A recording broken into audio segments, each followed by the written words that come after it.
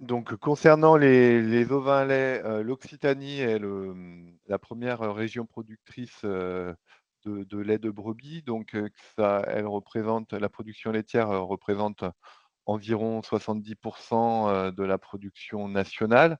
Et donc au niveau national, on a une chute de la production de 3, de quasiment 3, ce qui représente 8 millions d'hectolitres. Et c'est un peu plus important en Occitanie. Et donc du coup, dans les autres régions, on a une stabilité de la production. Cette baisse de production se constate également, au niveau de la production bio, heu, avec le même nombre, de producteurs. La cause de cette baisse, de production, c'est 2 facteurs. À la fois, moins d'élevage, moins donc dû, à la baisse de producteurs comme on peut le voir sur le graphique. En Occitanie, c'est un peu plus de 1 400, producteurs, 1 431 exactement.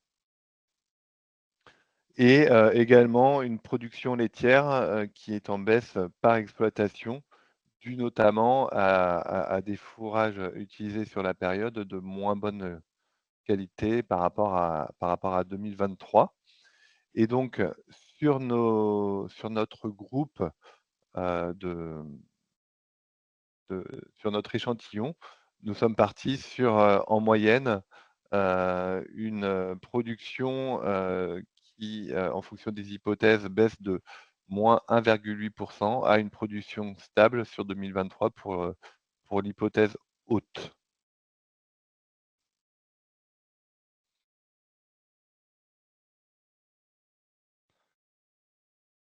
Concernant la consommation et la fabrication, sur les produits, en lait de brebis, on a une consommation qui continue à baisser, sur, les 8 premiers mois de l'année, avec la chute qui est marquée pour le roquefort et les yaourts, moins 10 de consommation, par rapport à, l'année précédente.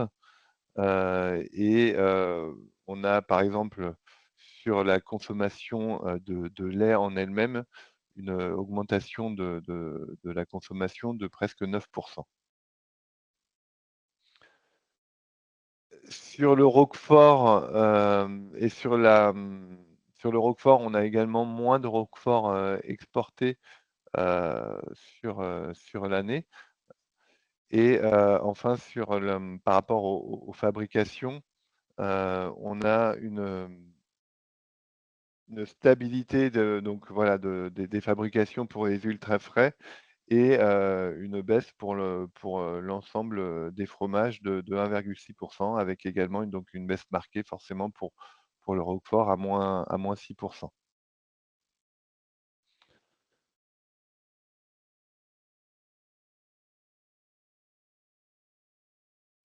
Pour autant sur la campagne et depuis 4 ans, on a le prix du lait qui continue d'augmenter. Alors le prix du lait, il est, il est variable et il est fixé en fin de période, par rapport à plusieurs facteurs. Donc à la fois la, période de production, à la fois le taux de lait transformé en roquefort, heu, sur la campagne de production, à la fois la qualité du lait, donc avec le taux de MSU. Le taux de MSU, c'est la matière sèche utile, qui, qui est calculé sur le taux de matière grasse combiné, au taux de matière protéique.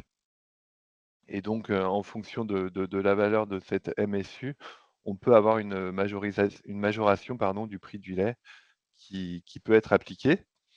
Et le dernier facteur qui influe le prix du lait, c'est, la négociation avec les laiteries. De ces facteurs donc, on est parti sur une hypothèse du prix du lait à 1 175 € sur la campagne, soit plus 4 par rapport à 2022-23 où on était sur, 1 130 € au millilitre.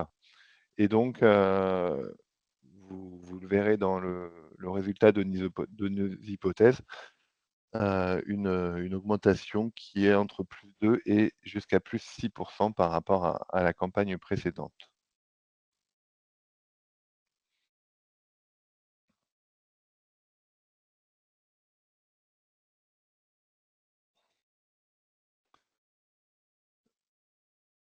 Au niveau toujours du produit, donc ce qui influence le produit, c'est principalement le lait de brebis, mais on a aussi le cours, dans une moindre mesure, on a aussi le cours de l'agneau de Roquefort avec, la tendance des prix qui suit la tendance, comme on le verra, des agneaux, des agneaux viande, donc une tendance de prix, qui, progresse, fortement également puisqu'on est parti, sur,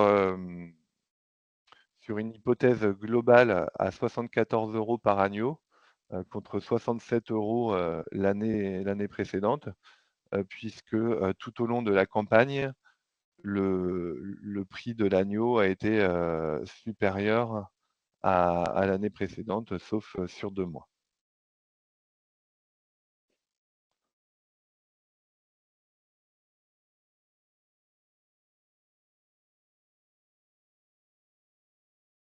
De ce, de ce fait, donc, par rapport aux résultats prévisionnels sur notre échantillon, donc on est, sur des exploitations avec, près de 400 brebis pour une production laitière de 135 000 litres et des UTH, de 2,36, dont, 1,9 UTH familial, presque 2 unités de main-d'œuvre par exploitation en moyenne. Donc, de ces hypothèses, on constate que le produit reste stable entre 2024 et 2023. Cette stabilité dont, cette stabilité est due au fait, comme on le disait tout à l'heure, à la baisse, de production, laitière qui a été compensée par l'augmentation du prix.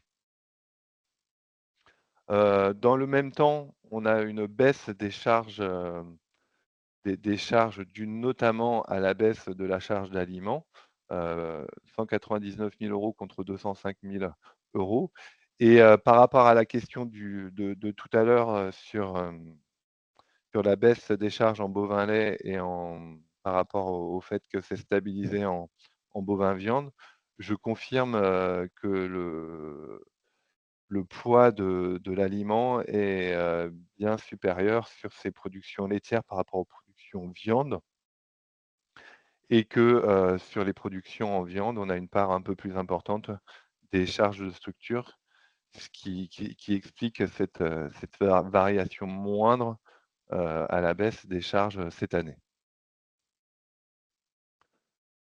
Donc on arrive, au final, devant cette stabilité des produits et cette baisse de charges à un excédent brut d'exploitation qui progresse en 2024 encore une fois, puisqu'il progresse là depuis 5 ans, en on est dans une conjoncture plutôt favorable et donc qui arrive à près de 94 000 € par exploitation contre 87 000 € l'année précédente, avec des hypothèses, en fonction de BE qui varient entre 89 000 et 98 000 € par exploitation.